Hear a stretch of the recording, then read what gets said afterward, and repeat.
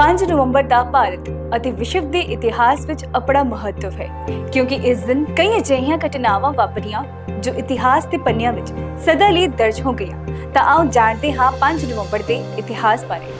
5 ਨਵੰਬਰ 1556 ਇਹ ਉਹ ਦਿਨ ਹੈ ਜਦੋਂ ਭਾਰਤ ਦੇ ਇਤਿਹਾਸ ਵਿੱਚ ਪਾਣੀਪਤ ਦੀ ਦੂਜੀ ਲੜਾਈ ਹੋਈ ਸੀ। ਇਹ ਲੜਾਈ ਦਿੱਲੀ ਦੇ ਹਿੰਦੂ ਰਾਜਾ ਹੇਮਚੰਦਰ ਵਿਕਰਮਾਦਿੱਤਿਆ ਅਤੇ ਮੁਗਲ ਸਮਰਾਟ ਅਕਬਰ ਦੀਆਂ ਫੌਜਾਂ ਵਿਚਕਾਰ ਲੜੀ ਗਈ ਸੀ। ਇਹ ਲੜਾਈ ਪਾਣੀਪਤ ਦੇ ਮੈਦਾਨਾਂ 'ਚ ਹੋਈ ਸੀ ਅਤੇ ਇਸ ਨੂੰ ਭਾਰਤੀ ਇਤਿਹਾਸ ਵਿੱਚ ਸਭ ਤੋਂ ਨਿਰਣਾਇਕ ਲੜਾਈਆਂ ਵਿੱਚੋਂ ਇੱਕ ਮੰਨਿਆ ਜਾਂਦਾ ਹੈ।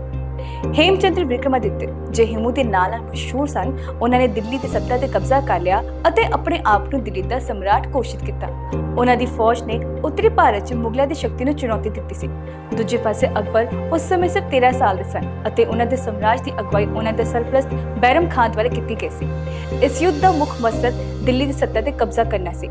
ਲੜਾਈ ਦੇ ਦੌਰਾਨ ਹੇਮੂ ਦੀ ਫੌਜ ਨੇ ਸ਼ੁਰੂਆਤੀ बढ़त ਹਾਸਲ ਕਰ ਲਈ ਸੀ, ਪਰ ਅਚਾਨਕ ਇੱਕ ਤੀਰ ਹੇਮੂ ਦੀ ਅੱਖ 'ਚ ਲੱਗ ਗਿਆ, ਜਿਸ ਨਾਲ ਉਹ ਜ਼ਖਮੀ ਹੋ ਗਏ ਅਤੇ ਉਹਨਾਂ ਦੀ ਫੌਜ ਦਾ ਮਨੋਬਲ ਟੁੱਟ ਗਿਆ, ਜਿਸ ਤੋਂ ਬਾਅਦ ਹੇਮੂ ਨੂੰ ਫੜ ਲਿਆ ਗਿਆ ਅਤੇ ਬਾਅਦ 'ਚ ਕਤਲ ਕਰ ਦਿੱਤਾ ਗਿਆ। ਇਸ ਨਿਰਣਾਇਕ ਲੜਾਈ ਨੇ ਅਕਬਰ ਨੂੰ ਦਿੱਲੀ ਦੇ ਤਖਤ ਤੇ ਬਹਾਲ ਕੀਤਾ ਅਤੇ ਮੁਗਲ ਸਾਮਰਾਜ ਨੂੰ ਮਜ਼ਬੂਤ ਕੀਤਾ। ਪਾਣੀਪਤ ਦੀ ਦੂਜੀ ਲੜਾਈ ਭਾਰਤੀ ਇਤਿਹਾਸ ਵਿੱਚ ਮੁਗਲ ਸਾਮਰਾਜ ਦੀ ਸਥਿਰਤਾ ਅਤੇ ਵਿਸਥਾਰ ਲਈ ਮਹੱਤਵਪੂਰਨ ਸੀ ਅਤੇ ਇਹ ਅਕਬਰ ਦੇ ਸ਼ਾਸਨ ਦੀ ਸ਼ੁਰੂਆਤ ਨੂੰ ਵੀ ਦਰਸਾਉਂਦੀ ਹੈ, ਜੋ ਬਾਅਦ 'ਚ ਭਾਰਤ ਦੇ ਸਭ ਤੋਂ ਪ੍ਰਭਾਵਸ਼ਾਲੀ ਅਤੇ ਸਫਲ ਮੁਗਲ ਸਮਰਾਟਾਂ ਵਿੱਚੋਂ ਇੱਕ ਪਛਾਣ ਬਣਾਈ। 5 ਨਵੰਬਰ 2013 ਨੂੰ ਭਾਰਤ ਨੇ ਆਪਣਾ ਪਹਿਲਾ ਮੰਗਲਯਾਨ ਸਫਲਤਾਪੂਰਵਕ ਲਾਂਚ ਕੀਤਾ ਸੀ। ਇਹ ਆਂਧਰ ਪ੍ਰਦੇਸ਼ ਦੇ ਸ਼੍ਰੀ ਹਰੀਕੋਟਾ 'ਚ ਸਤੀਸ਼ ਧਵਨ ਪੁਲਾੜ ਕੇਂਦਰ ਤੋਂ ਲਾਂਚ ਕੀਤਾ ਗਿਆ ਸੀ। ਭਾਰਤੀ ਪੁਲਾੜ ਖੋਜ ਸੰਗਠਨ ਦੁਆਰਾ ਇਸ ਨੂੰ ਵਿਕਸਿਤ ਕੀਤਾ ਗਿਆ, ਜੋ ਕਿ ਇੱਕ ਇਤਿਹਾਸਕ ਮਿਸ਼ਨ ਸੀ। ਇਹ ਮਿਸ਼ਨ ਭਾਰਤੀ ਪੁਲਾੜ ਵਿਗਿਆਨ ਵਿੱਚ ਇੱਕ ਮਹੱਤਵਪੂਰਨ ਪ੍ਰਾਪਤੀ ਸੀ, ਕਿਉਂਕਿ ਭਾਰਤ ਮੰਗਲ ਗ੍ਰਹਿ ਤੇ ਪਹੁੰਚਣ ਵਾਲਾ ਦੁਨੀਆ ਦਾ ਚੌਥਾ ਦੇਸ਼ ਅਤੇ ਆਪਣੀ ਪਹਿਲੀ ਕੋਸ਼ਿਸ਼ 'ਚ ਇਹ ਸਫਲਤਾ ਹਾਸਲ ਕਰਨ ਵਾਲਾ ਪਹਿਲਾ ਦੇਸ਼ ਬਣਿਆ। ਮੰਗਲਯਾਨ ਦੀ ਸਫਲਤਾ ਨੇ ਭਾਰਤ ਨੂੰ ਲਾਲ ਗ੍ਰਹਿ ਤੇ ਸੈਟੇਲਾਈਟ ਭੇਜਣ ਵਾਲਾ ਪਹਿਲਾ ਏਸ਼ੀਆਈ ਦੇਸ਼ ਵੀ ਬਣਾ ਦਿੱਤਾ। ਇਸ ਮਿਸ਼ਨ ਦਾ ਮੁੱਖ ਮਕਸਦ ਮੰਗਲ ਗ੍ਰਹਿ ਦੇ ਪੰਧ 'ਚ ਦਾਖਲ ਹੋਣਾ ਅਤੇ ਇਸ ਦੇ ਵਾਯੂਮੰਡਲ ਸਤਹ ਅਤੇ ਜਲਵਾਯੂ ਦਾ ਅਧਿਐਨ ਕਰਨਾ ਸੀ। ਇਸ ਮਿਸ਼ਨ ਵਿੱਚ ਮੰਗਲ ਗ੍ਰਹਿ ਦੇ ਵਾਯੂਮੰਡਲ 'ਚ ਮੀਥੇਨ ਦੀ ਮੌਜੂਦਗੀ ਦਾ ਪਤਾ ਲਗਾਉਣਾ ਅਤੇ ਮੰਗਲ ਦੀ ਸਤਹ ਦੀਆਂ ਤਸਵੀਰਾਂ ਭੇਜਣਾ ਸ਼ਾਮਲ ਸੀ।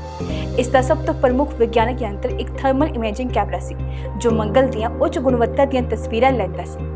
ਇਸਰੋ ਦੀ ਇਸ ਪ੍ਰਾਪਤੀ ਨੇ ਨਾ ਸਿਰਫ ਭਾਰਤ ਨੂੰ ਪੁਲਾੜ ਖੋਜ ਦੇ ਖੇਤਰ 'ਚ ਮੋਹਰੀ ਸਥਾਨ ਦਿਵਾਇਆ, ਸਗੋਂ ਵਿਸ਼ਵ ਪੱਧਰ ਤੇ ਭਾਰਤ ਦੀ ਵਿਗਿਆਨਿਕ ਅਤੇ ਤਕਨੀਕੀ ਸਮਰੱਥਾ ਨੂੰ ਵੀ ਸਾਬਤ ਕੀਤਾ। ਮੰਗਲਯਾਨ ਮਿਸ਼ਨ ਦੀ ਕੁੱਲ ਲਾਗਤ ਲਗਭਗ 450 ਕਰੋੜ ਰੁਪਏ ਸੀ, ਜੋ ਕਿ ਅੰਤਰਰਾਸ਼ਟਰੀ ਪੱਧਰ ਤੇ ਮੰਗਲ ਮਿਸ਼ਨ ਦੇ ਸੰਦਰਭ 'ਚ ਬਹੁਤ ਆਰਥਿਕ ਮੰਨਿਆ ਜਾਂਦਾ ਸੀ। ਮੰਗਲਯਾਨ ਮਿਸ਼ਨ ਨੇ ਭਾਰਤ ਨੂੰ ਪੁਲਾੜ ਖੋਜ 'ਚ ਨਵੀਆਂ ਉਚਾਈਆਂ ਤੱਕ ਪਹੁੰਚਾਇਆ ਅਤੇ ਇਸਰੋ ਨੂੰ ਇੱਕ ਵਿਸ਼ਵ ਪੱਧਰੀ ਪੁਲਾੜ ਸੰਸਥਾ ਵਜੋਂ ਵੀ ਸਥਾਪਿਤ ਕੀਤਾ। 5 ਨਵੰਬਰ 1870 ਨੂੰ ਭਾਰਤੀ ਸੁਤੰਤਰਤਾ ਸੰਗਰਾਮ ਦੇ ਮਹਾਨ ਆਗੂ, ਵਕੀਲ ਅਤੇ ਸਮਾਜ ਸੇਵਕ ਚਿਤਰੰਜਨ ਦਾਸ ਦਾ ਜਨਮ ਹੋਇਆ ਸੀ। ਉਹਨਾਂ ਦੇ ਪਰਿਵਾਰ ਉਹਨਾਂ ਨੂੰ ਪਿਆਰ ਨਾਲ ਦੇਸ਼ਬੰਧੂ ਕਹਿੰਦੇ ਸਨ, ਜਿਸ ਦਾ ਅਰਥ ਹੈ ਦੇਸ਼ ਦਾ ਮਿੱਤਰ। ਚਿਤਰੰਜਨ ਦਾਸ ਨੇ ਭਾਰਤੀ ਸੁਤੰਤਰਤਾ ਅੰਦੋਲਨ 'ਚ ਇੱਕ ਮਹੱਤਵਪੂਰਨ ਭੂਮਿਕਾ ਨਿਭਾਈ ਅਤੇ ਖਾਸ ਤੌਰ ਤੇ ਆਪਣੀ ਸਿਆਸੀ ਲੀਡਰਸ਼ਿਪ ਨੂੰ ਅਤੇ ਕਾਨੂੰਨੀ ਸੂਝ-ਬੂਝ ਲਈ ਜਾਣੇ ਜਾਂਦੇ ਹਨ। ਉਹਨਾਂ ਦਾ ਸਭ ਤੋਂ ਮਸ਼ਹੂਰ ਯੋਗਦਾਨ ਅਲੀਪੁਰ ਬੰਬ ਕੇਸ ਦੌਰਾਨ ਆਇਆ, ਜਦੋਂ ਉਹਨਾਂ ਨੇ ਭਾਰਤੀ ਕ੍ਰਾਂਤੀਕਾਰੀ ਅਰਵਿੰਦੋ ਘੋਸ਼ ਦਾ ਬਚਾਅ ਕੀਤਾ ਅਤੇ ਉਹਨਾਂ ਨੂੰ ਇੱਕ ਬ੍ਰਿਟਿਸ਼ ਅਦਾਲਤ ਵਿੱਚ ਬਰੀ ਕਰ ਦਿੱਤਾ। ਇਸ ਤੋਂ ਇਲਾਵਾ ਉਹਨਾਂ ਨੇ ਮਹਾਤਮਾ ਗਾਂਧੀ ਦੇ ਅਸਹਿਯੋਗ ਅੰਦੋਲਨ 'ਚ ਸਰਗਰਮੀ ਨਾਲ ਹਿੱਸਾ ਲਿਆ ਅਤੇ ਬ੍ਰਿਟਿਸ਼ ਵਸਤੂਆਂ ਦੇ ਬਾਈਕਾਟ ਅਤੇ ਦੇਸੀ ਟੈਕਸਟਾਈਲ ਵਰਤੋਂ ਨੂੰ ਉਤਸ਼ਾਹਿਤ ਕੀਤਾ। ਚਿਤਰੰਜਨ ਦਾਸ ਨੇ ਆਪਣੇ ਨਿੱਜੀ ਜੀਵਨ 'ਚ ਸਵਦੇਸ਼ੀ ਕੱਪੜੇ ਅਪਣਾ ਕੇ ਅਤੇ ਆਪਣੇ ਮਹਿੰਗੇ ਕੱਪੜੇ ਸਾੜ ਕੇ ਇਸ ਲਹਿਰ ਨੂੰ ਹੋਰ ਪ੍ਰੇਰਿਤ ਕੀਤਾ। ਚਿਤਰੰਜਨ ਦਾਸ ਨਾ ਸਿਰਫ ਰਾਜਨੀਤਿਕ ਖੇਤਰ ਵਿੱਚ ਸਗੋਂ ਸਮਾਜ ਸੁਧਾਰ ਵਿੱਚ ਵੀ ਮੋਹਰੀ ਸਨ। ਉਹਨਾਂ ਨੇ ਬੰਗਾਲ 'ਚ ਸਿੱਖਿਆ ਅਤੇ ਔਰਤਾਂ ਦੇ ਅਧਿਕਾਰਾਂ ਲਈ ਕੰਮ ਕੀਤਾ ਅਤੇ ਗਰੀਬੀ ਦੀ ਮਦਦ ਲਈ ਆਪਣੇ ਜੀਵਨ ਦੇ ਬਹੁਤ ਸਾਰੇ ਸੁੱਖ ਤਿਆਗ ਦਿੱਤੇ। ਉਹ ਬੰਗਾਲ ਦੀ ਵਰਣ ਦਾ ਵਿਰੋਧ ਕਰਦੇ ਸਨ ਅਤੇ ਭਾਰਤੀ ਰਾਸ਼ਟਰੀ ਕਾਂਗਰਸ ਦੇ ਪ੍ਰਮੁੱਖ ਨੇਤਾ ਸਨ। 1925 'ਚ ਚਿਤਰੰਜਨ ਦਾਸ ਦਾ ਦੇਹਾਂਤ ਹੋ ਗਿਆ ਸੀ, ਪਰ ਭਾਰਤੀ ਸੁਤੰਤਰਤਾ ਸੰਗਰਾਮ ਵਿੱਚ ਉਹਨਾਂ ਦੇ ਯੋਗਦਾਨ ਅਤੇ ਕੁਰਬਾਨੀ ਨੂੰ ਹਮੇਸ਼ਾ ਯਾਦ ਰੱਖਿਆ ਜਾਂਦਾ ਹੈ। 5 ਨਵੰਬਰ 2011 ਨੂੰ ਮਸ਼ਹੂਰ ਸੰਗੀਤਕਾਰ, ਗਾਇਕ, ਗੀਤਕਾਰ ਅਤੇ ਫਿਲਮ ਨਿਰਮਾਤਾ ਭੁਪੇਨ ਹਜ਼ਾਰਿਕਾ ਤੋਂ ਮੁੰਬਈ 'ਚ ਦੇਹਾਂਤ ਹੋਇਆ ਸੀ। ਭੁਪੇਨ ਹਜ਼ਾਰਿਕਾ ਅਸਾਮੀ ਸੰਗੀਤ ਦੀ ਸਭ ਤੋਂ ਉੱਤਮ ਅਤੇ ਸਤਿਕਾਰਯੋਗ ਸ਼ਖਸੀਅਤ ਵਿੱਚੋਂ ਇੱਕ ਸਨ, ਜੋ ਆਪਣੇ ਅਣਮੁੱਲੇ ਯੋਗਦਾਨ ਲਈ ਪੂਰੀ ਦੁਨੀਆ ਵਿੱਚ ਜਾਣੇ ਜਾਂਦੇ ਹਨ। ਹਜ਼ਾਰਿਕਾ ਦੀ ਆਵਾਜ਼ ਅਤੇ ਸੰਗੀਤ ਨੇ ਭਾਰਤੀ ਲੋਕ ਸੰਗੀਤ ਨੂੰ ਇੱਕ ਨਵੀਂ ਦਿਸ਼ਾ ਦਿੱਤੀ ਅਤੇ ਉਹਨਾਂ ਨੇ ਆਪਣੇ ਸੰਗੀਤਕ ਰਚਨਾਵਾਂ ਰਾਹੀਂ ਅਸਾਮੀ ਅਤੇ ਭਾਰਤੀ ਸੱਭਿਆਚਾਰ ਨੂੰ ਵਿਸ਼ਵ ਪੱਧਰ ਤੇ ਪੇਸ਼ ਕੀਤਾ। ਉਹਨਾਂ ਨੇ ਅਸਾਮੀ ਭਾਸ਼ਾ 'ਚ ਬਹੁਤ ਸਾਰੇ ਕਲਾਸਿਕ ਗੀਤਾਂ ਦੀ ਰਚਨਾ ਕੀਤੀ ਅਤੇ ਉਹਨਾਂ ਦਾ ਸੰਗੀਤ ਸਮਾਜਿਕ ਮੁੱਦਿਆਂ, ਮਨੁੱਖਤਾ ਅਤੇ ਪਿਆਰ ਵਰਗੇ ਵਿਸ਼ਿਆਂ ਤੇ ਆਧਾਰਿਤ ਸੀ। ਭੁਪੇਨ ਹਜ਼ਾਰਿਕਾ ਨੂੰ ਦਾਦਾ ਸਾਹਿਬ ਫਾਲਕੇ ਅਵਾਰਡ, ਪਦਮ ਭੂਸ਼ਣ ਅਤੇ ਪਦਮ ਵਿਭੂਸ਼ਣ ਸਮੇਤ ਉਹਨਾਂ ਦੇ ਸ਼ਾਨਦਾਰ ਯੋਗਦਾਨ ਲਈ ਕਈ ਪੁਰਸਕਾਰਾਂ ਨਾਲ ਸਨਮਾਨਿਤ ਵੀ ਕੀਤਾ ਗਿਆ ਹੈ। ਉਹਨਾਂ ਨੇ ਹਿੰਦੀ ਸਿਨੇਮਾ 'ਚ ਸੰਗੀਤ ਵੀ ਦਿੱਤਾ ਅਤੇ ਆਪਣੇ ਗੀਤਾਂ ਰਾਹੀਂ ਸਮਾਜਿਕ ਅਤੇ ਰਾਜਨੀਤਿਕ ਸੰਦੇਸ਼ ਦਿੱਤਾ। ਭੁਪੇਨ ਹਜ਼ਾਰਿਕਾ ਅਸਾਮ ਵਿਧਾਨ ਸਭਾ ਦੇ ਸਾਬਕਾ ਮੈਂਬਰ ਸਨ।